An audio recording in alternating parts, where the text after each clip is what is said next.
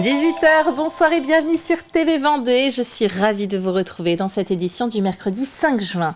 Au sommaire, nous irons à la découverte de la réserve d'eau potable de Tiraco, une réserve construite au 19e siècle. Elle se trouve à Fontenay-le-Comte. Retour sur le passage de la flamme olympique en Vendée, mais cette fois côté porteur de flammes. De grands sportifs reviendront sur cet événement. Enfin, les grandes gloires du FC Nantes et de l'AS Saint-Étienne étaient en dédicace à Luçon, un joli moment empreint d'émotion pour les supporters, parfois venus de loin pour les rencontrer. Je vous le disais en titre, découvrons dès à présent une bâtisse un peu particulière, la réserve d'eau potable de Tiraco. C'est le plus vieil ouvrage de stockage d'eau de la Vendée, une réserve d'eau potable construite au 19e siècle à Fontenay-le-Comte, un ouvrage patrimonial que nous propose de découvrir Grégoire de Châtillon. C'est le plus vieil ouvrage de stockage d'eau du département, un ouvrage de type fortin militaire construit entre 1868 et 1870, le réservoir de Tiraco, situé au numéro 54 de la rue André Tiraco à Fontenay-le-Comte, est l'œuvre de l'architecte vendéen Arsène Charrier. En 2016, il devient la propriété de Vendéo. Il est restauré en 2018. Pour ce type de matériaux et ce type d'ouvrage, on a des techniques de réhabilitation spéciales, on passe par un architecte pour vraiment respecter l'esprit et l'âme du site. Le réservoir d'eau potable alimente par gravité une partie de la population fontenaisienne située dans les bas de la ville, à partir de la nappe de Grosnoyer qui se trouve à proximité. C'est pas un hasard que ce bâtiment soit à Fontenay. Et c'est pas un hasard qu'on l'ait conservé non plus. Pour un service d'eau, c'est un très bel ouvrage, tant par son architecture que par ses dimensions. Direction le toit-terrasse, le réservoir abrite 3 cuves de 800 mètres cubes, 2 en calcaire, ainsi qu'une en granit, grâce à une extension du bâtiment réalisée en 1898.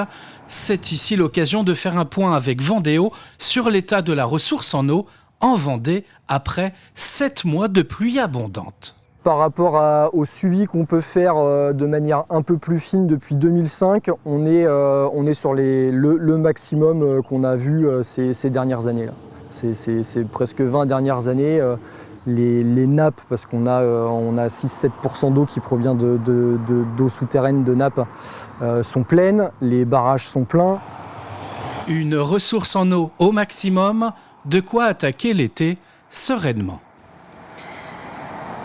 Première édition en Vendée du Forum de l'emploi de l'enseignement catholique. 5 établissements scolaires participaient, comme le collège L'Amiral Merveilleux du Vigneaud sur la côte sablaise, comme vous le voyez à l'image.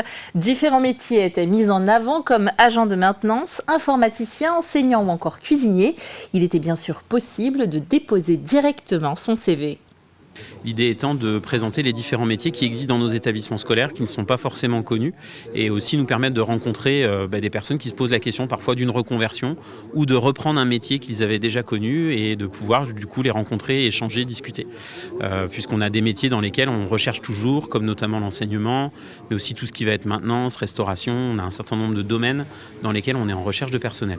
En marge du passage de la flamme olympique en Vendée ce 4 juin, le parking de laitier du moulin de Noirmoutier en Lille accueillait une grande animation sportive spécialement organisée par la communauté de communes.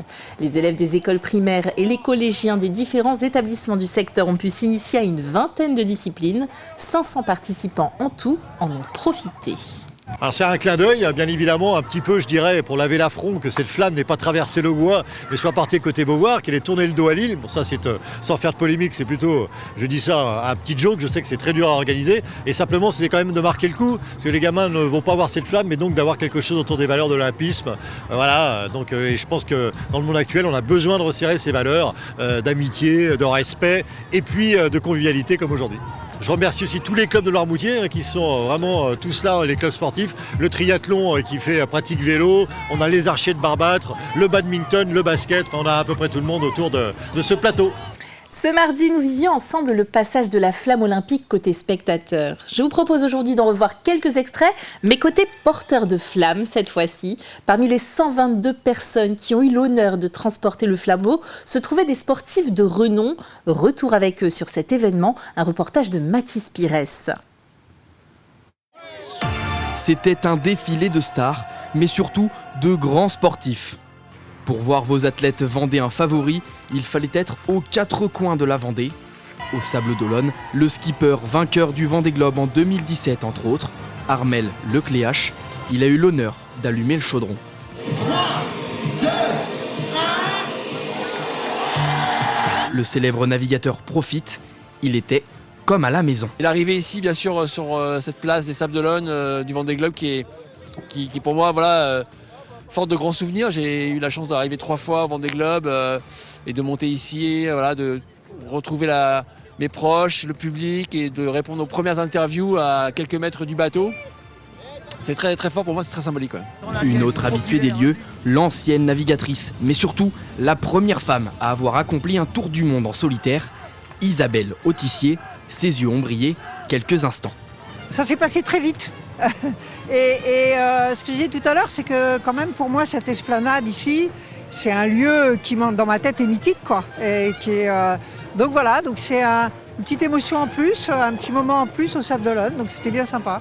Dans les 6 autres sites de passage de la flamme, le défilé des célébrités était déjà bien entamé. À La Roche-sur-Yon, sa venue était plus qu'attendue. Tout le monde voulait sa photo.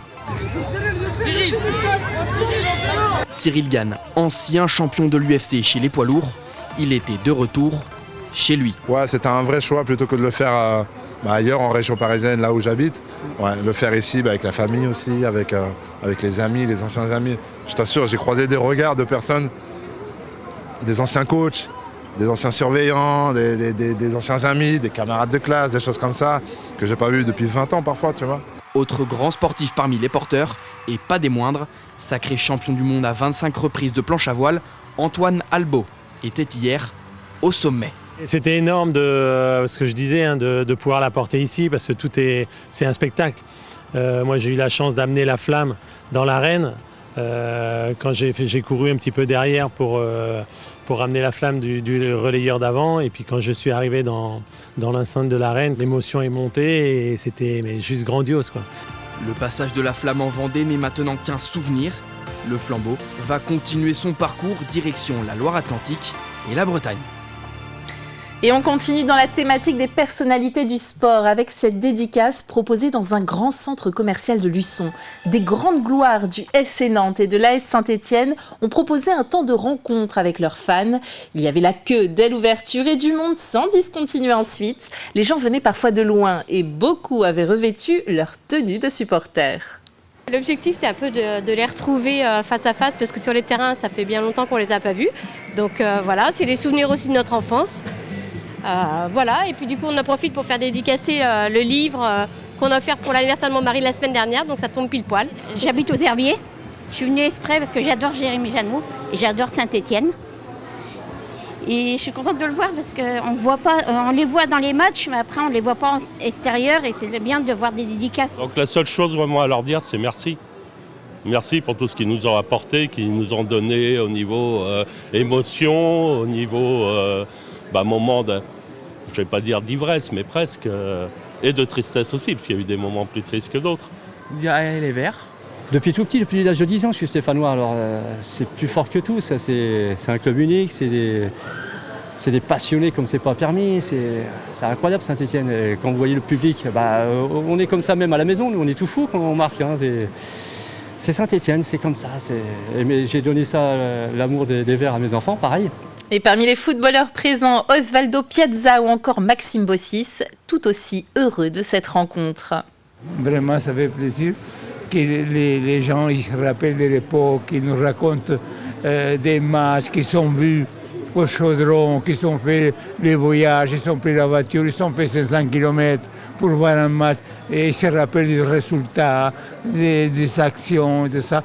Vraiment, c'est quelque chose que ça fait une caresse au cœur. C'est important de se revoir de temps en temps, il ne faut pas tomber dans une trop grande nostalgie, mais c'est important de se revoir, de se rappeler tous les moments qu'on a vécus ensemble. On reste dans le sport. Les 22 et 23 juin, ce sera la 39e édition du triathlon international, l'un des plus anciens triathlons de France. Le premier date de 1985 avec 150 coureurs inscrits à l'époque. Pour l'édition 2024, il y a déjà plus de 1000 inscriptions. Ce chiffre devrait monter à 1500 pour l'ensemble des courses. On va démarrer le samedi par des courses enfants. Il y aura 4 courses enfants avec des catégories de distance qui sont liées aux catégories d'âge. Ensuite, on va enchaîner dans l'après-midi sur des courses plutôt axées adultes, mais aussi faites pour la découverte. Et on conclura par le triathlon relais entreprise, qui est vraiment quelque chose de sympa, de convivial et de rigolo. Je conseille même à ceux qui le veulent de le faire déguiser, ça pourrait vraiment être sympa. Et puis après, le lendemain matin, on enchaînera sur les 2 triathlons format classique, on va dire le format S, qui est un format, ce qu'on appelle sprint, donc qui va accueillir à peu près 500 coureurs. Et puis l'après-midi, on aura le triathlon M, qui est la distance olympique, qui est la distance qui se fera sur les Jeux Olympiques à Paris au mois de juillet. Et donc là, on va accueillir à peu près, on pense, à peu près 500 coureurs aussi. Allez, on jette un œil à la météo de ce jeudi matin avant de refermer ce journal avec un voile nuageux assez épais qui circulera en haute atmosphère. Le vent s'orientera au nord d'une trentaine de km/h sur la côte, à peu près 15 km/h dans les terres. Et les températures, elles accusent encore une légère baisse. Vous le voyez, nous aurons à peu près 12 degrés dans les terres et jusqu'à 13, voire même 14 sur l'île Dieu du côté de l'océan.